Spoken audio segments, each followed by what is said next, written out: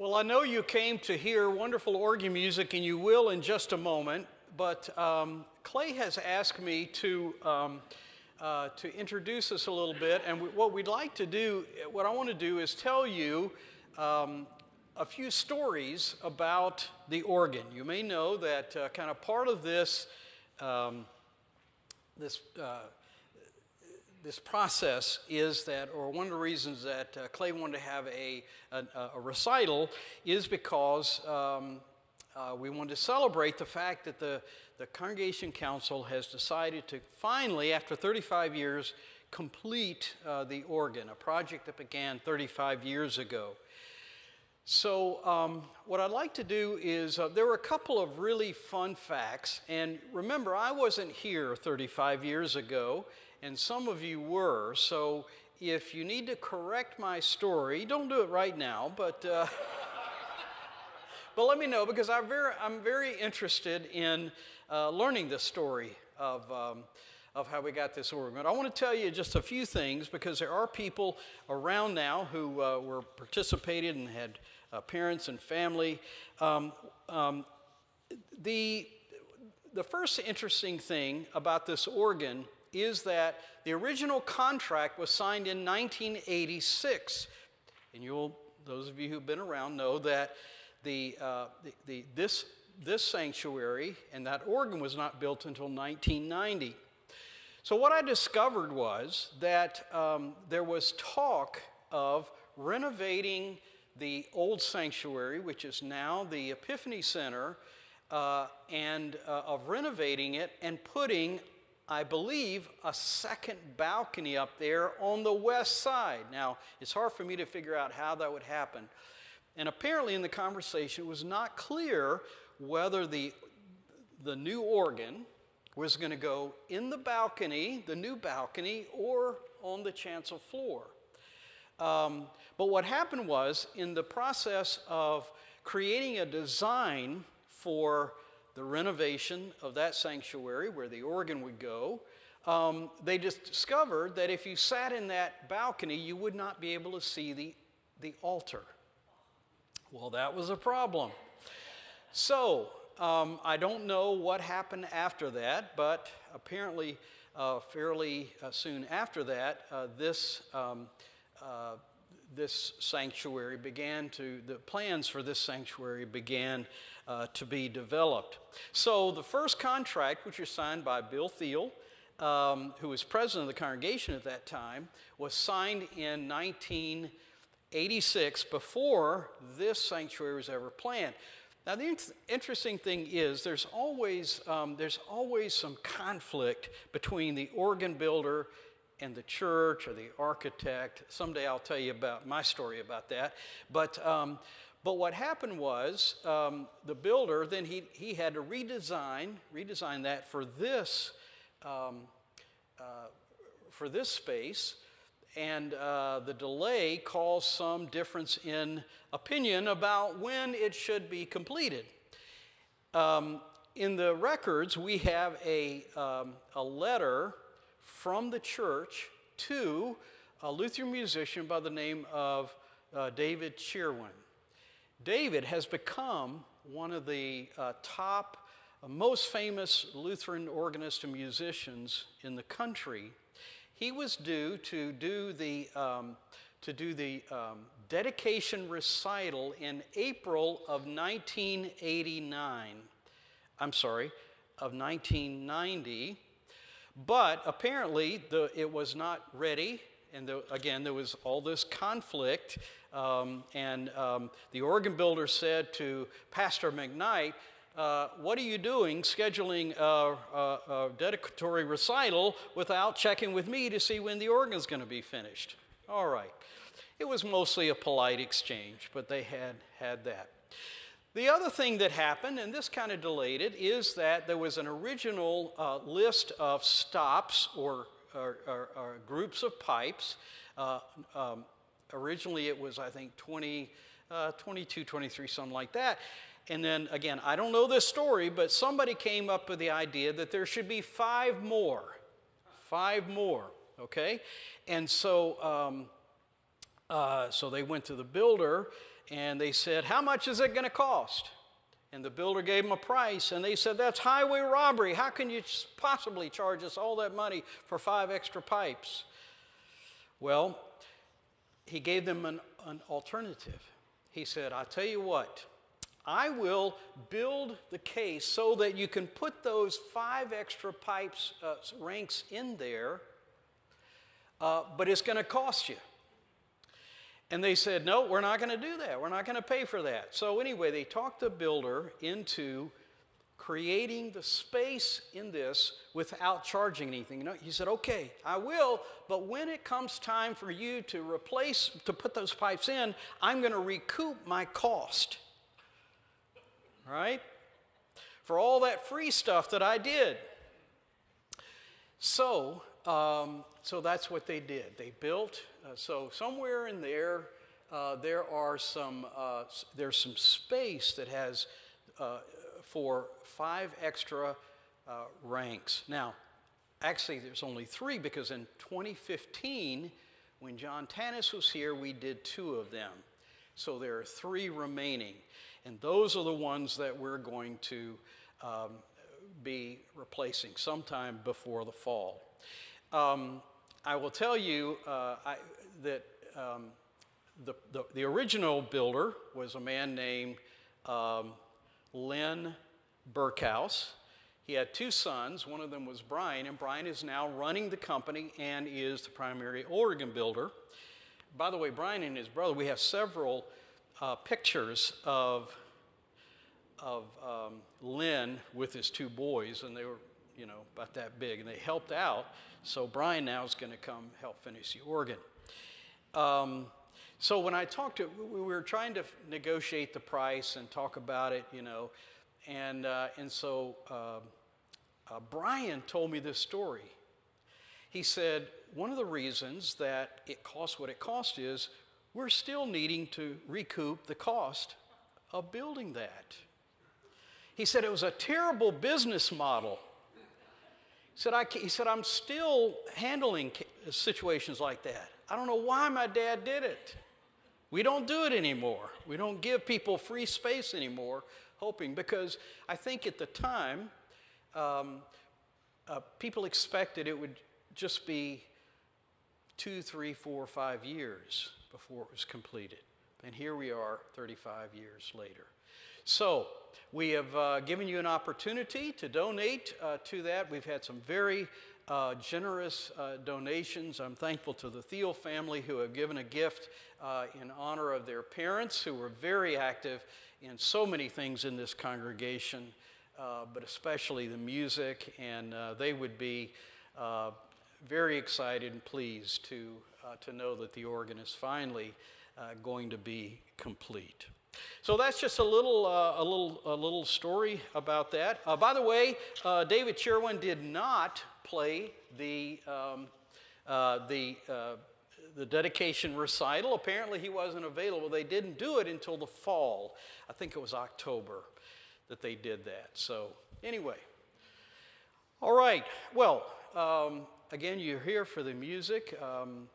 So let's just begin our time with a prayer. Loving God, we give you thanks for the gift of music. We give you thanks especially for the gifts that you have given our organist Clay. We ask that you would continue to help him to grow, not only in his abilities to play the organ, but for the deep spirit that he brings with his playing of the organ. We give you thanks for this congregation and for the generous folks that have made this organ possible, and for those who will help us to complete it. And we pray that above all else, everything that we do in this place will be to your glory alone. Amen. It's all yours, Clay.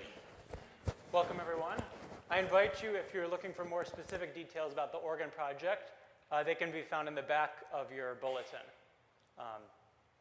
I'll just jump right into this first piece. Again, I put together some program notes if you'd like to follow along. This will be a prelude and fugue in A minor by Johann Sebastian Bach.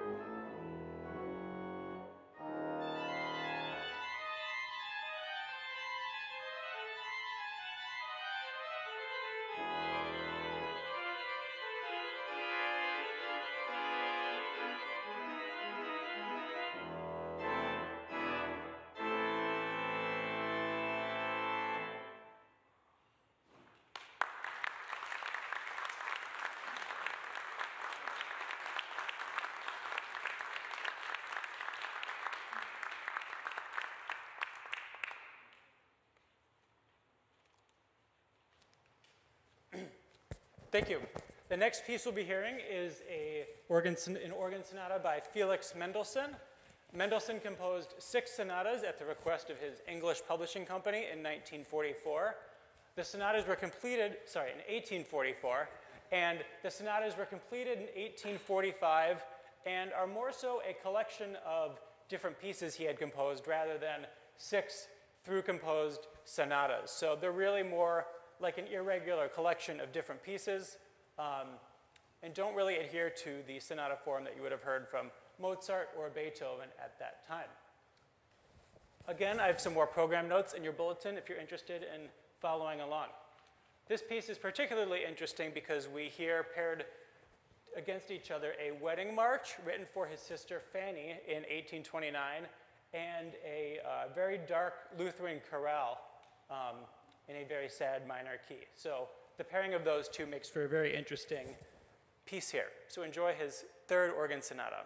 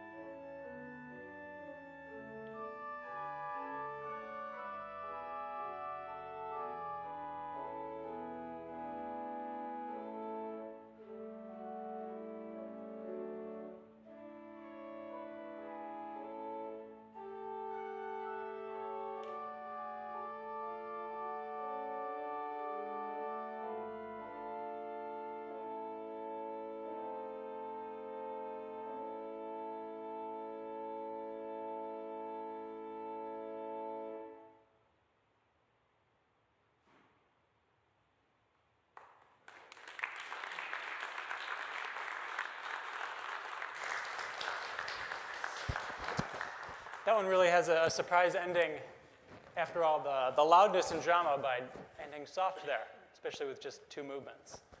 The final 2 pieces you'll be hearing are from a collection of 3 pieces by Belgian-born composer in the French organ school, César Franck.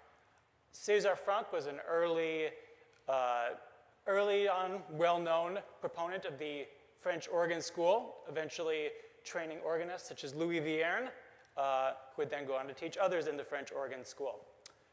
César Franck composed these pieces for the commissioning of one of the largest organs in the world at the time, a 66-stop organ in France, and then he adapted the pieces to his home organ, which had 46 stops. Still a quite large instrument at the time, still is today. In these pieces, you'll be hearing a lot of sounds from the reeds on the pipe organ,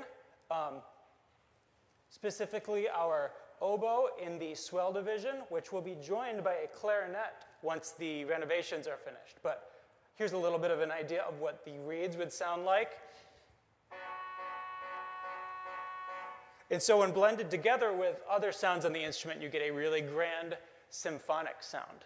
That sort of reed sound can also stand alone as a solo soaring on top of everything else that is going on.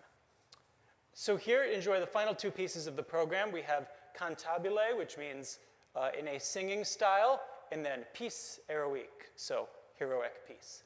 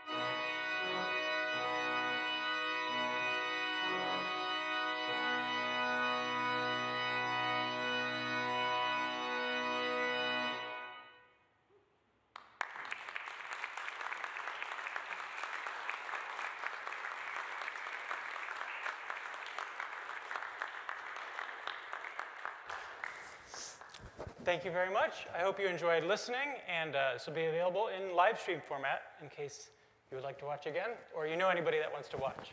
Thank you.